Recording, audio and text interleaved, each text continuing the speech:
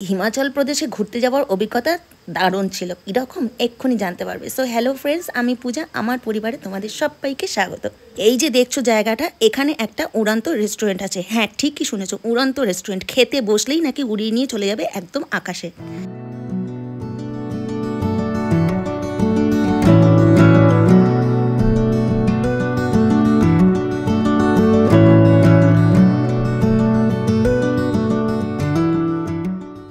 আস্তে আস্তে ঢুকলাম ভিতরে, তবে খাওয়া আর হলো না। সেটাও বলবো কেন। এই সেই রেস্টুরেন্ট, অনেকটা কেবল কারের মতন দেখতে না? যেই না বসবে অমনি চলে যাবে ওপরে। তবে ওপর থেকে চারিদিকের ভিউটা কিন্তু দারুণ উপভোগ করতে পারবে। এখানে পার হেড 2000 টাকা করে। দামটা অনেকটা বেশি মনে হওয়াতে আমরা শুধু দেখেই চলে এলাম।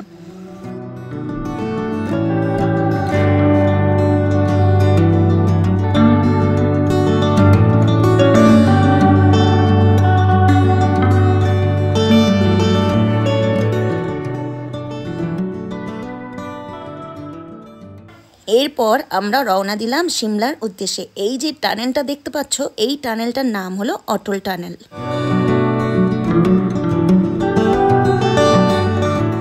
পৌঁছে গেলাম সিমলা। আর সিমলা মলটা এতটাই সুন্দর ছিল যে মনে হচ্ছিল আমরা বিদেশে কোথাও চলে এসেছি। এটা হলো সিমলার একটা বিখ্যাত বেকারি, এর নাম হলো ত্রিশূল বেকারি। মানুষজনের বেশ ভিড় হয় এখানে। আমরাও এখান থেকে টুকটাক কিছু জিনিসপত্র কিনেছিলাম। আর ওদিকে দেখো আমার মেয়েকে, বদমাইশি আর কমাই না, কি করে যাচ্ছে। এবার চললাম সিমলা কালীবাড়ির উদ্দেশ্যে। কালীবাড়ি মন্দিরটা বান্টনি পাহাড়ের উপরে অবস্থিত। কত?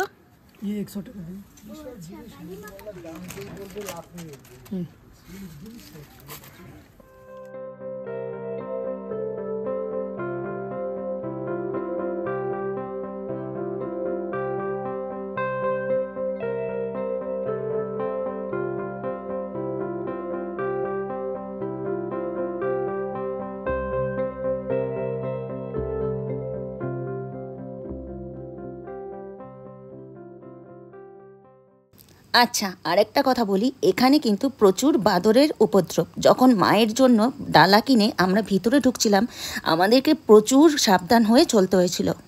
দেবী কালীর ভয়ঙ্কর পুনর্জন্মের জন্য উৎসর্গীকৃত যা শ্যামলা নামে পরিচিত, যার নাম থেকে সিমলার নামকরণ করা হয়েছে। জাকুর কাছে দেবীর অস্তিত্ব ছিল বলে মনে করা হয়। দিনটা ছিল আমাদের ফেরার, কিন্তু বিশ্বাস করো মন কিছুতেই মানছিল না। মনে হচ্ছিল আরও একটা দিন থেকে যাই।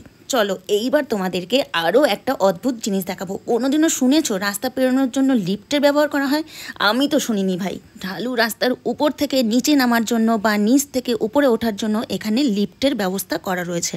দেখতে পাচ্ছ কীরকম লম্বা একটা লাইন, এখানে কীরকম ভিড়। রাস্তার পার হবার লিফটে চড়ার অভিজ্ঞতা কেমন হয় তার জানার জন্য আমরাও এই লম্বা লাইনে সামিল হয়েছিলাম।